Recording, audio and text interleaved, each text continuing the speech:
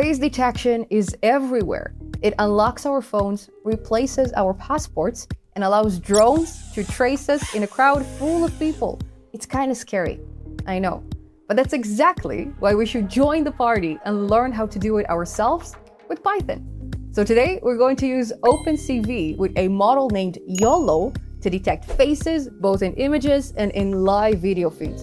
It is super accurate and at the same time, very easy to build. Now the best part is, even though we focus on face detection, this workflow can detect almost anything. Cars, cats, drones, and even specific people that you can teach the model to recognize. So this project gives you a solid foundation for building things like smart security systems, robotics, and interactive games. You don't need a fancy computer to make it work. Even a system with a tiny brain is good enough. But as you know me, at the end of the video, we will also see how to run it on GPU. And finally, this video is brought to you by HubSpot. We will talk about them more shortly. So if you're ready, let's roll.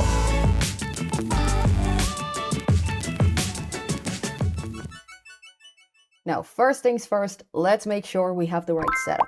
For this, you're not gonna believe it, but we will actually use Windows. It is better optimized for reading a live camera feed and handling OpenCV in general. So we'll go ahead and install Miniconda. We will just click on this Windows 64 installation. We will then follow the wizard instructions. And once we are done, we will find it in the start menu as Anaconda prompt. I have a detailed tutorial about it if you're new to this. Next, we will create a new working environment with Conda, create-n. We will call it detection env, and we will install Python 3.12 in it. We will then activate it by copying this command, and then we will pip install OpenCV-Python, which is my favorite computer vision library. I use it very often. And we will also install Ultralytics, which is where YOLO, our AI model, lives. And finally, we will install Jupyter, which is the coding interface we will use for this project. And let's give it a quick run. Then we will navigate to a project folder on our file system where we saved a bunch of demo images. In my case, I called it face detection. It's right over here. You can, of course, download the exact same images as me. All the instructions are in the pinned comment. So then back in our terminal, we will navigate to this folder with cd, change directory, followed by face detection. Then from our project folder, we will run our Jupyter notebook with Jupyter lab. So in a new notebook, the first thing we'll do is import OpenCV with import CV2. And yes, when we installed it, we called it OpenCV Python. But when we import it, it's suddenly CV2. Ta-da! Then we will load one of our demo images with cv2.imRead, as in image read, to which we will pass one of our demo images, in my case, demo.jpg. And we will assign it to photo. Now, to display it in a new window, we will call cv2.imShow, as in image show. We will call this window my window, and we will display our photo inside of it. Now, we will pop this window for precisely 5 seconds with cv2.wait key in camel case, to which we will pass 5,000 milliseconds. And once these 5,000 milliseconds are over, okay, we will then cv2.destroy all windows. And I'm so sorry to interrupt you guys, but if you enjoyed this video and if you find it helpful, please consider clicking on the like button, the hype button, or leaving me a very nice comment or anything that can help with the algorithm. Any help will be highly appreciated. And now let's go back to the video. Finally, and this one is optional, if you have a giant monitor like I do, let's make sure the window pops in the section that I'm recording. We will do so right below image show with cv2.move window, specifically the one we called my window, And we will place it at the x coordinate of 1800 and the y coordinate of 200 pixels. So when we give this cell a quick run with Control Enter, our image is displayed as expected, and we are officially ready to detect faces in it. Now, in this project, we are intentionally writing every line of code because that's the best way to learn. But let's be honest, most of us have an AI coding assistant open in another tab. And once I am done guiding you through this project, it will probably help you take it even further. The only challenge is there are so many coding assistants now that it's hard to tell which one actually fits your workflow. If that's something you've been wondering about, I think you will really enjoy HubSpot's free AI Coding Showdown. It compares OpenAI Codex and Claude Code by having both assistants build the same projects. But instead of trying to crown one universal winner, this guide compares them side by side on things like speed, setup, learning curve, and real-world usability.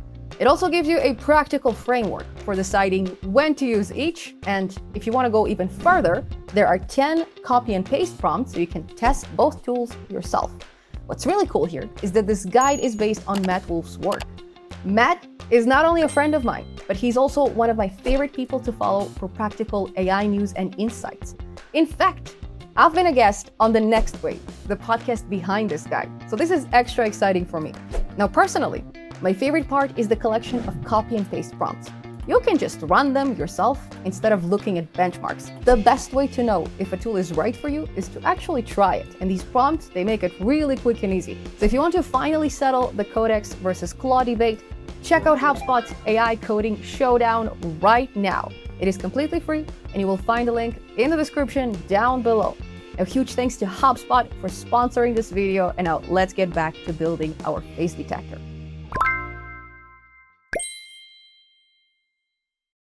For this, we will need an AI model. In our case, YOLO, as in you only look once. So let's go ahead and download it with from Ultralytics. We will import YOLO in all caps. And then right below, we will assign model to YOLO, to which we will pass the name of the specific model version that we would like to download. In our case, YOLO V8 n.pt, as in YOLO in the version of 8 nano, a very, very small one. And then into this model, right below our photo, we will pass our photo. Photo. And we will assign it to result. Now, if we quickly comment out the rest of our code, and we only print the result, there you go. If we scroll up, then we will see the names of the 79 classes that our model detects.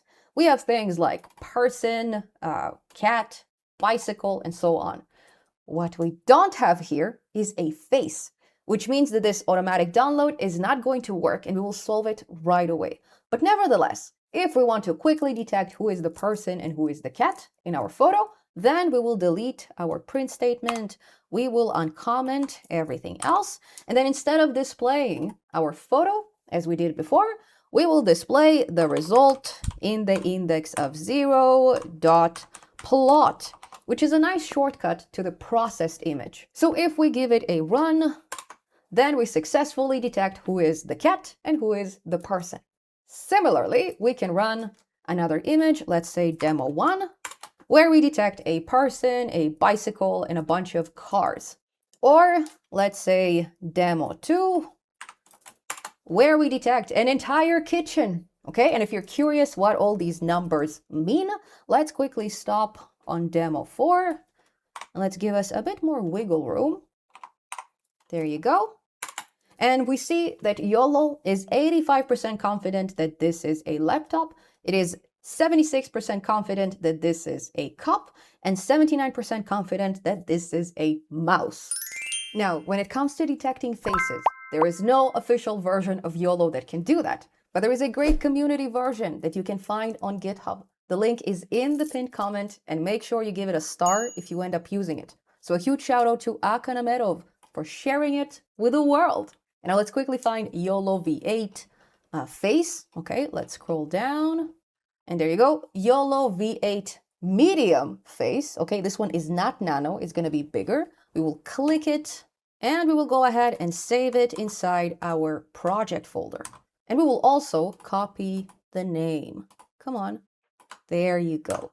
And then back in our notebook, we will create a new variable named face model, and we will assign it to YOLO once again, but this time passing it the file name we just copied. So now we have both the regular model and the face model inside our code. If we only want to detect faces, then instead of passing our photo to the model, we will pass it to the face model. And now if we rerun our code, then we only detect a face. However, if we want to detect cats, people, and faces, we will scroll up and we will assign the result to the model. And down below, we will assign the face result to the face model. And we are basically passing the same image to both of these models separately. And then right below, we will create a new variable named cat person, assigning it to the processed results that we displayed earlier. We'll just copy the expression and paste it. And then similarly, down below, we will copy this line of code, but we will plot the face results, which means that we will rename cat person to face. Okay, but how exactly do we combine these two? Well, this is actually the easy part. All we do is we pass image equals cat person inside the plot method of our face results. So instead of using the original photo that we have over here as a base image, we are using the photo where we already detected the cat and the person. And then on top of these existing objects, we also add a square around the face. So technically, this last line of code doesn't really return a face, but a cat person face. And that's exactly what we will display inside my window. So now when we rerun this code, bam, we have the face, the cat, and the person, and we have both models working on the same image. Okay, but how do we translate this code from images to video? Well, first, let's load the video feed from our camera. For this, in a brand new cell, we will create a video capture object with cv2.videoCapture in upper camel case. And in most cases, your integrated camera will be at index 0, as in the camera that lives inside your laptop. In my case, because I'm using my DJI Pocket Osmo as a webcam, I'm going to go for index 2. Just play with these numbers until you find the right one, okay? Then we usually assign it to cap, as in capture.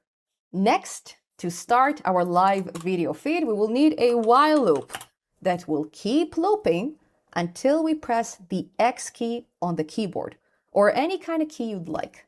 So while cv2.wait key is not equal to ordinal X, then we will display our live video feed continuously. Also, we will pass a millisecond into our wait key, meaning each video frame will be displayed for 1 millisecond before moving on to the next one. So the bigger this number, the longer each frame will be displayed, and the slower the video will be ultimately. Next, we will read our video capture with cap.read. And this expression unpacks into two values. The first one we don't really care about, so we will store it as an underscore. The second one, this is the video frame that we will display, which is very important, so we will store it as frame. Where basically the frame is a static image, and many frames displayed one after the other, they make up our video feed. Great! So now let's display everything in the same way that we displayed our images. So in our cell above, we will copy everything starting from imshow down to the very bottom, and we will paste it in our new cell, where imshow and move window, stay inside the loop, and then wait key and destroy all windows will be outside of it. And also, as you may guess, instead of the cat person face, we will display each frame one at a time. And finally, right before we destroy all windows, we will close our connection with the camera with cap.release. So when we run this cell, then we officially display the live feed from my camera. Hi, hello. And yeah, and once we hit X, then everything collapses. Beautiful. Now to detect faces and objects in our live video feed, we will copy both models from the previous cell.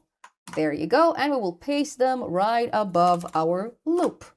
Also, we will copy the results along with their combinations, and we will paste them right below our capture read, okay, fixing the indentation.